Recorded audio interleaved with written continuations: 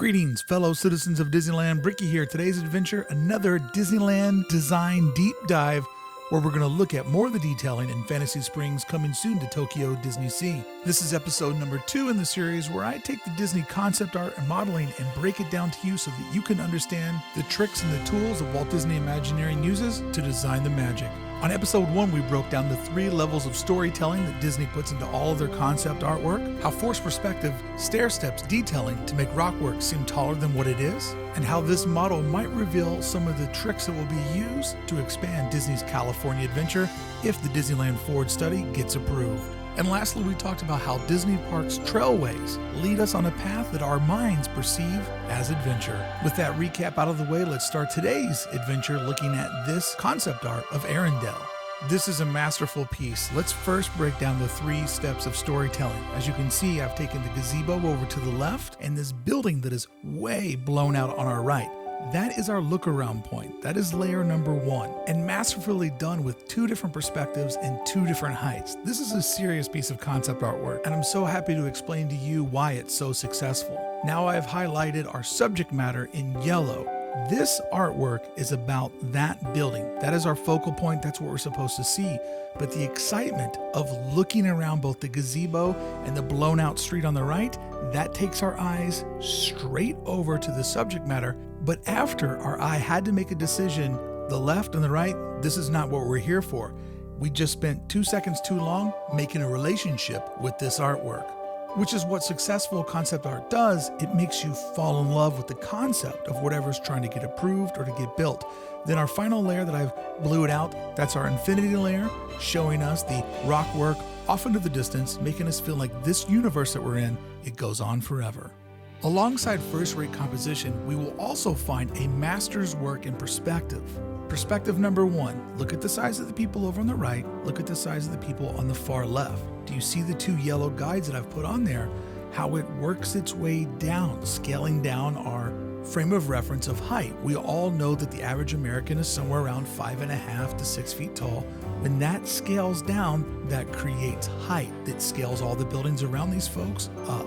So as you see the people in front of you and then the people off to the distance, it is creating a lot of height. Then over on our left, you can see a second perspective that gets put in with this gazebo. That is taking our eye and forcing it into an opposite direction of the people that we see in this concept art. Our brain now feels an impactful vision of motion because it's getting all of these different mixed signals. Now let's add on the third perspective over to the right. So the perspective on the left and the right are taking our brain and pushing it into a box, right? Our brains want to think that there is an endpoint that those 2 are connected to. But then when you add on the secondary plane of the folks that are scaling down big to small, we are now in a crossroads of perspective. This gimmick is teaching our brains to spend 2 seconds too long to fall in love with what we're seeing. The perspective on the left and the right is creating a visual barricade in our brains that there's going to be an endpoint off on the horizon. Now look at how much layering goes into the castle. Each one of those layers, our brains are designed to perceive as height, making that building feel so much larger than what it is. This is the magic of forced perspective, but this concept art is taking several different perspectives and really forcing our expectations. And now, just to make it even more amazing, I've added on our 4th perspective over there where you can see the castle starts to gain some of its height. So if the castle in front of us is the perspective that our brains are being led to, the figures that we see walking around in this courtyard, that is the perspective that they are being forced to go to. And for some fun, let's just go ahead and scale up the mountain. Each one of the yellow guides I have added signifies a very, very distinct horizontal plane that has been put into that sculpture. As a very fun experiment, I have used the exact same thickness on all these guides. Look to the bottom right, look at the thickness of the yellow line. Now look at the very top of the mountain. How much thicker does our line seem when it's off to the distance? How much thinner does it feel when it's close to us? The line has stayed the same, but the artwork has shifted. The artwork has shown us forced perspective. All right, enough of looking at the artwork. Let's move over to the model and break this down. By this moment, you're starting to get very familiar with the 3 levels of storytelling. So the green line represents layer 1. Everything below that is our look around point. Everything above our blue line is our infinity layer, our 3rd tier of storytelling, which means everything in the center of those is our actual focal point. Over on the left, you can see that the rock work is designed with a massive influence on the vertical cuts, making that rock work seem much taller than what it is, but also creating a healthy relationship of how tall the castle to the right is. If that's a mountain, then this must be one huge building. To stimulate our brains even more, here are 3 different forks in the road. When there's a fork in the road, you have to make a decision. Here are 3 different decisions your brain is going to make to feel like you're on an adventure. Because I love exploring models, let's go deep into it and look at this dock that's over to the right of our screen. When I look at concept artwork, I always try to figure out where do I want to be most in this shot. That's where I want to be. Not only would I be able to look down at the water and enjoy the rock work that's framing the water, and I would see that rock work is big and near me, but think about how big the rock work would look across from the water, the park, and the thoroughfare. If I'm leaning on the rail and see all the rock work in front of me and can realize that's 3, 4, 5 feet tall, what is my brain going to think about the rock work that it sees across this alleyway? My mind is going to tell me that is serious cliff, a big cliff, and if I'm afraid of heights, I might think I wouldn't want to fall off that cliff.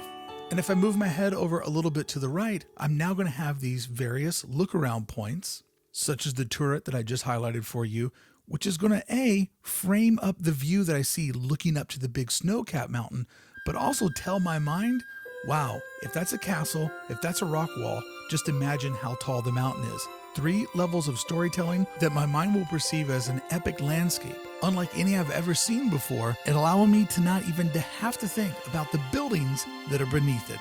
When we move our view back over a little bit to the left, we have not only the strong vertical lines giving us the height of that ravine, but we have some strong horizontal lines, some strong horizontal planes, giving us the idea of the stair-stepping that is happening. And this visual storytelling is sold to us even more by the larger rocks placed in our immediate view. And speaking of larger rocks that are placed around us for creating height, allowing our brain to make spatial relationships with things that are near and far, just look how many different items are placed all around us to create this relationship. Look around points, rocks, hill grades. It may all feel randomly placed, but each item is put in a specific location for storytelling.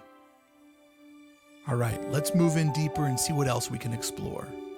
Right now, our minds are perceiving a lot of different layering as far as how the earth is laying around us. Each one of these green guides is giving you an indication of another grade, another hill, another elevation that your brain perceives as a rolling environment that you're now standing inside of. It's not flat, it's not basic, there's a lot of visual options. And all of these visual transitions in height are making you feel submerged in this valley of story. One of my favorite details is this retaining wall that I've highlighted in the center of the screen. Because the rock work and the castle are already projecting so much height around us, whatever is on top of this retaining wall, if it's a small tree, it will seem huge. If it's a small building, it will seem like a huge building.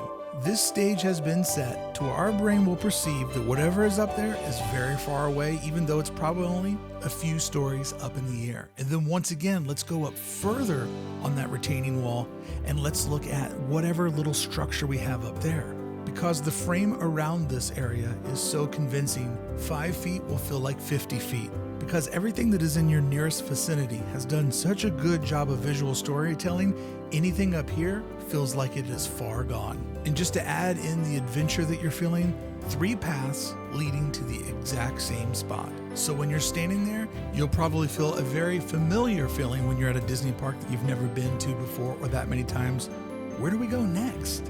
And it's not a feeling of being lost in the woods with nothing to eat. It's more of a feeling of exploration. Where do we want to go next? Full of excitement.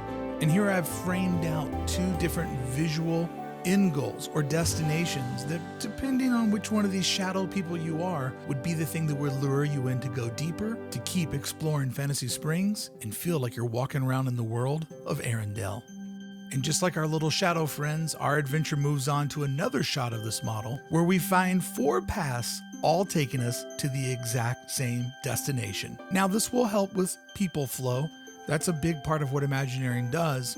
But imagine being one of the little shadow people to the far left or to the far right, trying to figure out, wow, which one of these paths will take us to our next destination? So many options, so much suggestion of adventure. And while you're walking on one of those paths, maybe you'll notice the height of the rockwork that's right near you and how far away the mountain is, because each one of those green lines suggests a significant drop in detailing. The rock that is close to us is very dense, very, very intensely detailed, but each one of those lines represents pulling back on the amount of detail, telling our brain that each one of those lines is further and further away. And to just make this landscape feel even larger, look at the swooping hillside to our right, and then look at that stair-stepping of detail to the left. Look at all those different little gradual inclines of height, creating the perfect little valley that will give the height that the villagers' buildings need to the left to feel real, but is the quiet before the visual storm to the massive vertical storytelling that we see over to the right. This valley is here to make everything on each side seem intense. And speaking of raising the intensity, each one of these green boxes gives you a look-around point. Each one of these items are designed so that you have to look around them, and whatever you see on the other side, its scale is affected by looking at something right in front of you that feels like a castle wall. Well, if the castle wall is this tall, how tall must that rockwork be off in the distance? And all of this storytelling is hiding the fact that each one of these 3 green horizontal boxes indicates where there's shopping, attractions, and back-of-house mechanics. And speaking of back-of-house mechanics, these doors here, right? These doors that look sort of medieval, they look like they're from this time period. They have a retainer wall to the side of it. Whatever's on top will feel smaller due to all of the forced perspective. That's either a fire escape, a fire exit for guests, or that is an area where a parade will come and go or characters will come and go. Either way, whatever utility it serves, it won't bother us because it seems part of the story. All right, let's go a little bit deeper on our Disney design deep dive for our final shot of this video. I hope you're enjoying this. Please let me know in the comments below if you are, and I'll keep working on this video series. Let's look at this ground level shot. We're now very close to everything around us. So much to break down. And I'm sure you're already starting to break all of this down as we're recognizing the trends that they use in theme park design and storytelling. Let's right now begin to recognize all of our strong horizontal planes. It could be the double layering of rock wall along the creek embankment that gives us 2 versions of height. It could be the various embankments up on the cliff to the center, or it could be the retaining wall over to the right. Each of these are giving us a sense of height. All a setup into making that circled area seem so much larger and so much further away than what it truly is. If that is the hope of every young kid to get to visit that destination from a film they love, all of this work goes into making that experience feel real for that child. And as an adult, we can enjoy the experience of the horizontal planes running there next to each other, right? Each edge of those cliffs running horizontally, just building up to the height of everything over to the right. And when I add in the strong parallel lines over to the right, measure with your eyes the detailing and how it shifts on each side of those yellow lines.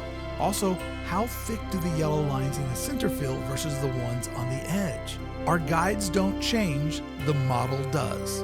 Earlier, I talked all about the retaining wall and the little plot of land that would sit above it. Those trees up there, all of that modeling up there, that little building up there, it is tiny in real life, but feels so far off in the distance as the way our mind perceives it. It probably feels like it's hundreds of yards away. It's on top of a 2-3 story tall wall at best. That escapism, friend, that is why I fell in love with Disney parks. Once again, 2 bridges to go to the exact same destination, but you know what looks amazing when you're standing on a bridge? Another bridge. You know what also looks awesome when you come across a bridge is the sight lines that you get from the opening or the keyhole that you have to walk through.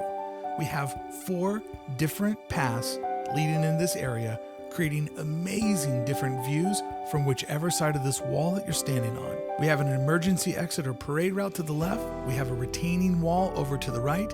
Each of these are utilities perfectly hidden in storytelling. Look at the way that this turret swells upward, right? That is a vertical line. It's big down where we're standing, but as it tapers, that creates height.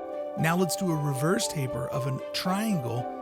Look at all these triangles around us, each of these creating a lot of height, starting wide at the base, tapering up narrow on top, giving us so many indications of vertical scaling. And to a child, the reality that they're finally inside their favorite film. 3 different types of brickwork over on the bridge to create all the different layering and textures, long flat bricks on the bridge to make it feel like it is a longer bridge than what it is, vertical keystones going around the actual curves, then big thick blocks at the bottom to show all the heavy lifting that they are doing. Once again, this entire environment is to hide whatever exists inside of that yellow box, probably a dark ride, transporting you inside the story of Frozen, but it doesn't have to do all the heavy lifting on its own because this environment is selling whatever adventure that you go on inside of that building. And speaking of buildings, look at all the strong horizontal lines on the castle to our right, creating so much scaling, so much height right next to us. But then our shadow friends over by the utility doors, looking back across the bridge, all of those horizontal lines that are next to us here on the right of our screen makes that building feel so tall when they're standing back there. But to our shadow friend in the bottom right of our screen makes it feel overwhelming that they can count so many different recognizable stories or different levels of height. Once again, our crowd flow is on these different paths, multiple paths, taking us to different areas, but all having seemingly similar vanishing points or gathering areas.